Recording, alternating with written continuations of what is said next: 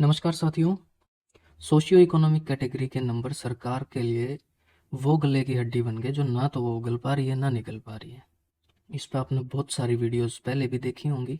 ये मामला है सोशियो इकोनॉमिक कैटेगरी रिलेटेड एक और केस का, जो कि फाइल किया गया था 2019 में मेल कांस्टेबल की भर्ती जो थी उसके खिलाफ। Civil writ petition number 11590 2019 Somvir versus state of Haryana and another. इस मामले में हाई कोर्ट का एक इंट्रीम ऑर्डर आया है जिसमें उन्होंने एचएसएससी के चेयरमैन और इस कमीशन की ही मंशा पर सवाल उठा दिए हैं। एक तरह से यह वीडियो लास्ट तक देखना, आपने समझ आ जाएगा कि कुछ चल रहा है। एक तो पहले ही सोशियो इकोनॉमिक कैटेगरी के नंबर पर इतना बवाल है, उसके बाद भी जो पहले भर्ती होली जिसमें ये नंबर दिए गए उसमें भी काफ़ी हेरफेर नज़र आ रही है, ऐसा कोर्ट का मानना है। और अगर मैं आपने इस केस का आइडिया दूं तो ये सोमवीर और काफ़ी ऐसे और भी कैंडिडेट्स होंगे जिन्हें ये केस फाइल किया था। इसमें हुआ क्या था कि कुछ बच्चों को इनका बोलना है कि सोशियो इकोनॉमिक कैटेगरी के अंदर 5 नंबर अवार्ड कर दिए गए, जबकि सेम क्राइटेरिया में वह भी थे पर उनको ये नंबर नहीं दिए गए।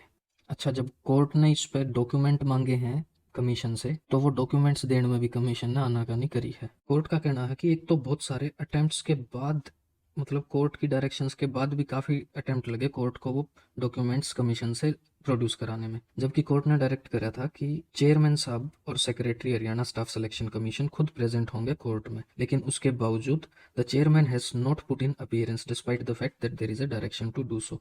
ये डायरेक्शन होने के बावजूद भी चेयरमैन साहब नहीं आए। मिस्टर विराट एचसीएस सेक्रेटरी ये प्रेजेंट थे कोर्ट के अंदर और इन्होंने बताया कि चेयरमैन आउट ऑफ स्टेशन है किसी कॉन्फिडेंशियल वर्क के कारण। इसके बाद कोर्ट सरप्राइज है कि एक दिन पहले जब वो डॉक्यूमेंट मांग रहे थे तो 3:45 पे कोर्ट को इन्फॉर्म किया गया कि जो सारा रिकॉर्ड है वो ट्रेसेबल नहीं है, मतलब इनके पास रिकॉर्ड का कोई ट्रेस नहीं है कि कहाँ है। लेकिन जैसे ही कोर्ट ने ऑर्डर पास किया कि चेयरमैन और सेक्रेटरी कोर्ट के अंदर आए, तो उसके बाद ये देखते हैं 4 बजे शाम को इन्होंने ऑर्डर पास किया। उसके बाद कोर्ट देखता है कि अगले दिन 10 बजे ही इन्होंने पूरा रिकॉर्ड प्रेजेंट कर दिया। इस पर कोर्ट की राय थी कि ये लोग कोर्ट को ही सीरियसली नहीं ले रहे।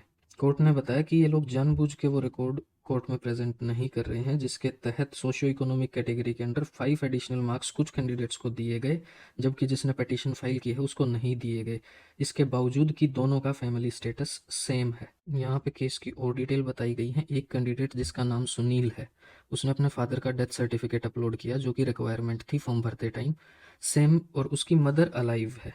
सेम काम पिटिशनर ने भी किया, उसने भी अपने फादर का सर्टिफिकेट, डेथ सर्टिफिकेट अपलोड किया एडवर्टाइजमेंट के टाइम, और उसकी मदर भी अलाइव है। लेकिन सुनील कुमार को 5 नंबर दे दिए गए, जबकि पिटिशनर सोमवीर को 5 नंबर नहीं दिए गए। इसके एक्सप्लेनेशन में कमीशन बोलता है कि अलग अलग कमिटीज ने बच्चों की डॉक्यूमेंट वेरिफिकेशन की है और हर कमेटी ने अपना पैमाना देखा है कि किसे ये सोशियो इकोनॉमिक कैटेगरी के नंबर देने चाहिए, किसे नहीं देने चाहिए। अब ये समझ से बाहर है कि अलग अलग कमेटी अगर आपकी डॉक्यूमेंट वेरिफिकेशन करेगी तो उसके हिसाब से आपका एक फैमिली स्टेटस होने के बावजूद वो लोग बताएंगे कि आपको ये नंबर मिलेंगे या नहीं मिलेंगे। किसी एक को जिसको वो चाहेंगे उसको दे देंगे, अगर आपको ठीक नहीं लगा तो आपको ये नंबर नहीं दिए जाएंगे। इस पर कोर्ट ने बोला कि ये जो जस्टिफिकेशन और इन्होंने दिया है ये किसी भी तरह से मानने योग्य नहीं है।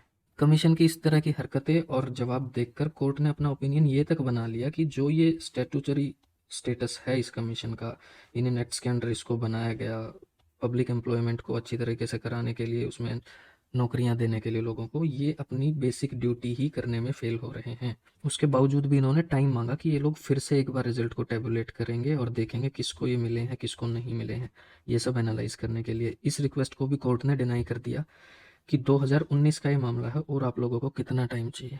हालांकि जस्टिस के इंटरेस्ट में इन्होंने फिर भी इनको 1 मार्च तक का टाइम दे दिया है। 1 मार्च को इस केस की अगली सुनवाई होगी। साथ साथ फाइन भी लगाया कोर्ट ने 2 लाख का इनके ऊपर, जो इन्होंने जमा कराना है एक ब्लाइंड स्कूल में सेक्टर 26 चंडीगढ़।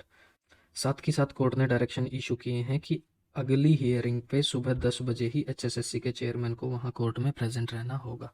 ये आप देख सकते हैं 23 फरवरी का ये ऑर्डर है इंट्रीम। जय श्री ठाकुर जज। तो साथियों, मुद्दे की बात ये है कि सोशियो इकोनॉमिक कैटेगरी के जो नंबर है इन्होंने इतना बवाल मचा दिया। एक तो आने वाली सारी भर्तियां इन्होंने पहले ही, उनका नहीं पता चल रहा होंगी नहीं होंगी किस तरह से होंगी।